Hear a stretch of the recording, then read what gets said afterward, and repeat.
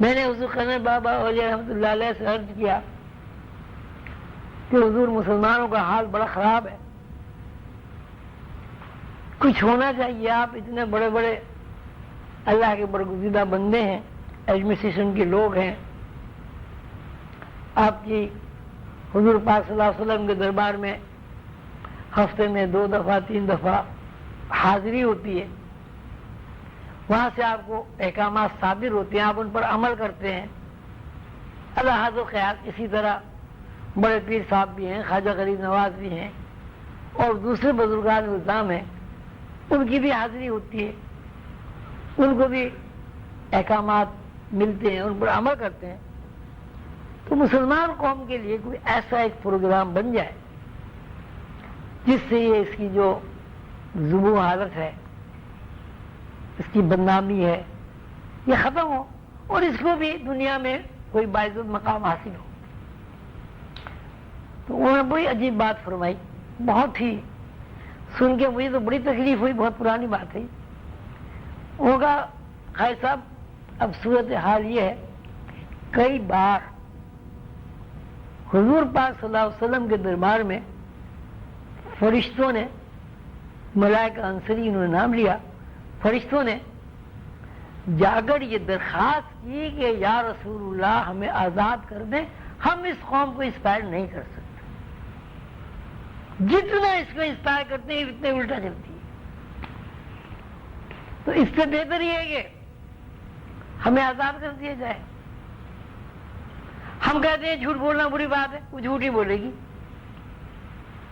ہم کہتے ہیں بھائی آپس میں فساد بہت بری چیز ہے، اپنے بھائی کو قتل نہیں کرو، تمہارے نبی کا بھی یہ کہنا ہے بھائی کو قتل نہ کرو، تمہارے اللہ کا بھی یہ کہنا ہے کہ بھائی کو قتل نہ کرو، تمہارا قانون بھی یہ کہہ رہا ہے کہ بھائی بھائی کو قتل نہ کرے۔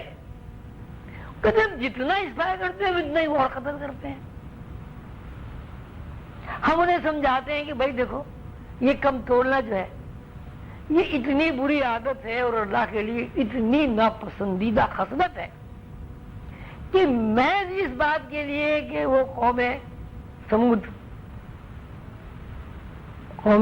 قوم عاد کم تولتی تھی، اس بنیاد پر اللہ تعالیٰ نے عذاب نازل کر کے اس کو دنیا کی ہستی سے ہی مٹا دیا۔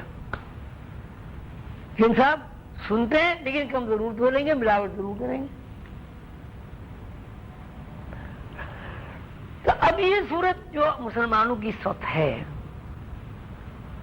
اس کے بارے میں اگر ہم غور و فکر کریں گے تو ایک ہی بات ہماری سمجھ میں آئے گی، کیونکہ پیغمبرانہ طرز فکر سے امت یہ پوری نوع انسانی دور ہو گئی ہے، اس لیے وہ صراط مستقیم کی جو انسپائریشن ہے اسے سننے کے لیے تیار ہی نہیں ہے۔ البتہ شیطان سے جو انسپائریشن ہوتا ہے اس کو سب سنتے ہیں آپ کے سامنے۔ مسلمان کو قتل کر رہا ہے، کلمہ کو وہ کافر کہہ رہا ہے، مسجدوں میں بم پھٹ رہے ہیں، اللہ حاضر قیاس جتنے بھی آپ دیکھیں، ہر آدمی دوسرے آدمی کو زہر دے رہا ہے ملاوٹ کی شکل میں اور خوش ہو رہا ہے کہ میں پیسے کما رہا ہوں۔ یہ انسپائریشن کیا آپ سمجھتے ہیں فرشتوں کا ہو سکتا ہے؟ کیا اللہ کے فرشتے مسلمانوں کو یہ انسپائر کر سکتے ہیں کہ تم جھوٹ بولو، ملاوٹ کرو، حسد کرو، اپنے بھائی کی گردن مار دو، کسی کو کافر کہو، کسی کو مسلمان کہو؟ سیدھی سی بات ہے کہ انسپائریشن فرشتوں کا نہیں ہے، یہ شیطان کا انسپائریشن، ابلیس کا انسپائریشن۔ جب ہمارے سامنے یہ مشاہداتی عمل آ گیا کہ ہم شیطان کا ہی انسپائریشن قبول کر رہے ہیں تو ثابت ہو گیا کہ روحانیت میں طرز فکر اگر شیطانی ہے تو اس کا بھی انسپائر ہوتا ہے، وہ بھی انسپائریشن ہوتا ہے، وہ بھی انتقال خیال، یہی نہیں کہ انتقال خیال رحمانی ہوتا ہے، انتقال خیال شیطانی بھی ہوتا ہے۔ اور انتقال خیال رحمانی اور شیطانی اگر نہ ہو تو حساب کتاب، جزا، سزا، شریعت سب ختم ہو جائے گی۔ سزا، جزا، شریعت کا مطلب یہ ہے کہ جو آدمی شیطان کے خیال کو قبول نہیں کرتا وہ جزا کا مستحق ہے، اور جو آدمی فرشتوں کی انسپائریشن وہ قبول نہیں کرتا وہ سزا کا مستحق ہے۔ تو اس واقعے کے کہنے کو تو یہ ہے کہ آپ نے واقعہ پڑھ لیا جی، ایک بہروپ کیا تھا، کیا کمال ہو گیا جی، 200 سال تک وہ بیٹھا رہا۔ لیکن جب ہم کسی چیز پر غور کرتے ہیں، فکر کرتے ہیں، تب اس کے اندر سے یہ بات نکلتی ہے کہ اس کے اندر کیا چیز بیان ہوئی ہے، لکھنے والے نے کیا طرز فکر استعمال کی، لکھنے والا کیا اپنے شاگردوں کو یا اپنے قاری کو کیا چیز منتقل کرنا چاہتا۔ اب آپ یہ بتائیں، ماشاءاللہ اتنے سارے لوگ ہیں، یہ جو میں نے اس واقعے کی تشریح کی، کیا کسی کی سمجھ میں یہ بات آئی؟ ایک آدمی ہاتھ اٹھائے، بس ایک بات ذہن میں آئی کہ اتنا کمال ہو گیا، 200 سال تک بیٹھا رہا، اتنا بڑا روحانی آدمی تھا۔ روحانی آدمی تو تھا، اگر روحانی آدمی نہ ہوتا تو 200 سال کی نیند خود اختیاری نہیں ہو سکتی تھی، 200 سال تک وہ بیٹھا نہیں رہ سکتا تھا، 200 سال تک اس کا جسم خراب نہیں ہوا، یہ اس کی روحانی طاقت تھی، اس کا ارادہ تھا۔ لیکن کس ارادے کے تحت اس نے 200 سال ضائع کیے؟ ایک جوڑے کے لیے، گھوڑے کے لیے؟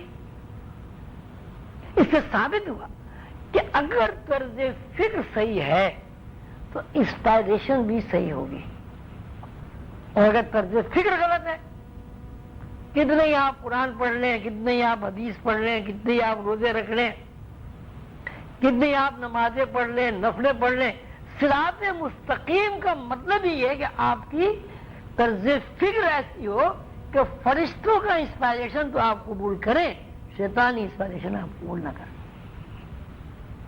امت مسلمہ کا جو اس وقت المیہ ہے وہ یہی ہے کہ کوئی مسلمان رحمانی طرز فکر کو قبول ہی نہیں کر رہا، اللہ کا نام بھی لیتا، اللہ کے رسول کا نام بھی لیتا، قرآن بھی پڑھتا، حج بھی کرتا، سب کچھ کرتا ہے، لیکن جس طرز فکر کو انبیاء نے منع کیا ہے اس طرز فکر کے پیچھے دوڑا چلا جا رہا۔ مثلا انبیاء نے فرمایا کہ سود بری چیز ہے، جو سود دیتے ہیں اللہ کے دشمن ہے، کسی کے ذہن میں یہ بات ہی نہیں آتی کہ جی مجبوری ہے۔ اللہ نے کہا جھوٹ نہیں بولو، کوئی آدمی سچ بولتا ہی نہیں، خام کا جھوٹ بولتا ہے۔ حضور کا نبی فرمایا کرتے تھے مجھے بڑی حیرت ہوتی ہے مسلمانوں کے اوپر کہ بلا وجہ جھوٹ بولتے ہیں۔ بھائی چلو جھوٹ بول گئے، ایک پیالی چائے مل گئی تو چلو کچھ بات تو بنی، میں نے جھوٹ بولا تھا، ایک پیالی چائے مل گئی، اپنی شیخیاں، اپنی جناب تعریفیں، اپنی خاندانی وجاہتیں، ہم ایسے تھے، ہم ویسے تھے، ہم نے یوں تیر مار دیا، ہم نے یوں کر دیا، ہم نے یوں کر دیا، غیبتیں لوگوں کی۔ یہ جتنی باتیں رسول اللہ صلی اللہ علیہ وسلم کی طرز فکر کے خلاف ہیں وہ ساری کی ساری امت مسلمہ میں موجود ہے۔ اب جب وہ حضور پاک صلی اللہ علیہ وسلم کی طرز فکر ہے ہی نہیں تو دماغ تو کسی وقت خالی ہو نہیں سکتا۔ آپ ریڈیو چلائیں نہ چلائیں، شارٹ ویو ہو یا میڈیم ویو ہو یا کوئی بھی ویو ہو، لہریں اس کے اندر موجود رہتی ہیں۔ اگر اسٹیشن وہاں سے چل پڑا ہے ریڈیو کا یا ٹی وی کا تو آپ نے سوئچ آن نہیں کیا، اس کا مطلب یہ نہیں ہے کہ ٹی وی میں وہ لہریں نہیں آ رہی ہیں، لہریں آ رہی ہیں، اس میں گانا بھی آ رہا ہے، بجانا بھی آ رہا ہے، اس میں لڑائی دنگا فساد کی فلم بھی آ رہی ہے، اس میں قرآن بھی آ رہا ہے، اس میں حدیث، ہر چیز اس ڈبے کے اندر موجود ہے۔ آپ یہ نہیں سمجھیے کہ اگر آپ نے اس کو آن نہیں کیا یا اس کو کیا کہتے ہیں چینل اس کا نہیں گھمایا تو اس کے اندر چینل گھمانے سے لہریں موجود ہیں پہلے۔ تو اسی صورت سے انسانی دماغ بھی ایک ٹی وی کی طرح ہے، قسم کی لہریں اندر موجود ہیں، رحمانی بھی شیطانی بھی۔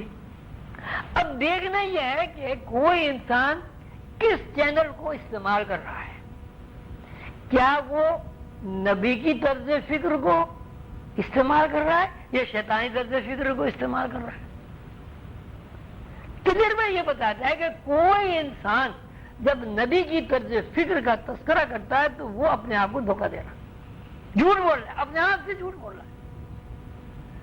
اور جب وہ شیطانی طرز فکر میں داخل ہوتا ہے تو اس کی برائی تو کر رہا ہے لیکن عمل وہی کر رہا ہے۔ اس کا کیا مطلب؟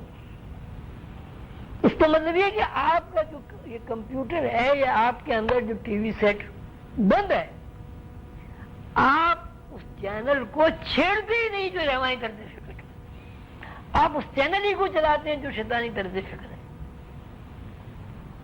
اس واقعے میں یہ بات بڑی وضاحت کے ساتھ بیان کی گئی ہے کہ انسان کی جو صلاحیتیں ہیں روحانی، یہ ضروری نہیں ہے کہ وہ رحمانی ہی طرزوں میں بیدار ہوں، شیطانی طرزوں میں بیدار ہوتی ہیں۔ اور اگر شیطانی طرزوں میں روحانی قدرے بیدار نہ ہوں تو شیطان کا مشن تو ختم ہو جائے گا، نہ وہ انسپائریشن ہوگا، نہ کوئی قبول کرنے والا ہوگا، نہ جناب یہاں فساد ہوگا، نہ یہاں کوئی دہریہ ہوگا، نہ یہاں کوئی کمیونسٹ ہوگا، نہ یہاں کوئی قانون ہوگا۔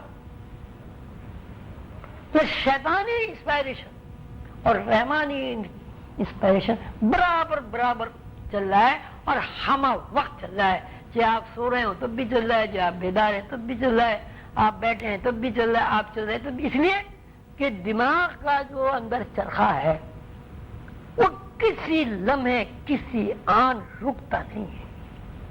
خیال آتا ضرور ہے، مطلب اگر آپ یہ کہیں ہم یکسو ہو گئے، ہمیں کوئی خیال نہیں آیا تو یہ بھی ایک خیال ہے کہ آپ یکسو ہو گئے۔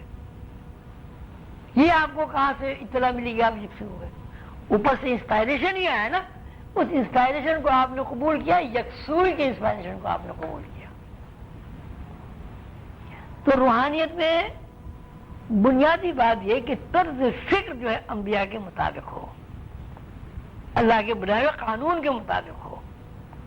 اگر اللہ کے بنائے ہوئے قانون کے مطابق طرز فکر صحیح ہے اور پھر آدمی روحانیت میں قدم بڑھاتا ہے اور اس کو روحانی ترقی ہوتی ہے تو وہ للہی آدمی ہے، یعنی الہی روحانی آدمی کہہ لیجیے۔ اور اگر اس کی طرز فکر شیطان کی انسپائریشن کے تحت ہے تو وہ شیطانی روحانی آدمی۔ تو مسلمانوں میں اس وقت جو ادبار مسلمانوں کے اوپر ہے اس کی بنیادی وجہ یہی ہے کہ زبانی جمع خرچ تو ہم بہت کرتے ہیں لیکن انسپائریشن فرشتوں کا قبول نہیں کرتے، شیطان کا قبول کرتے ہیں۔ اگر سانس کے اوپر بیان کریں گے۔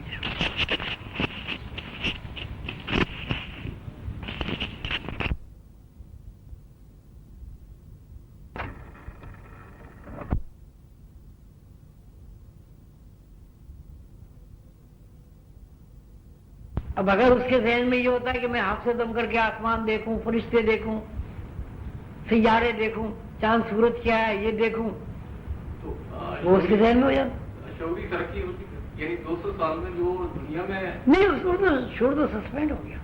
سوتے آدمی کی کوئی ترقی تھوڑی ہوتی ہے۔ بھئی ایک آدمی ہے وہ روز اسکول جاتا ہے، دوسرا آدمی جو ہے وہ سارے دن سوتا رہتا ہے پڑا ہوا، ترقی کس کی ہوگی؟ وہ یہاں زندہ ہے، کھا بھی رہا ہے، پی بھی رہا ہے، آپ کا بھائی ہے، اسکول ہی نہیں جاتا۔ آپ روز اسکول جاتے ہیں، کالج چلے گئے، یونیورسٹی چلے گئے، ترقی کس کی ہوگی؟ جانے والے کیوں؟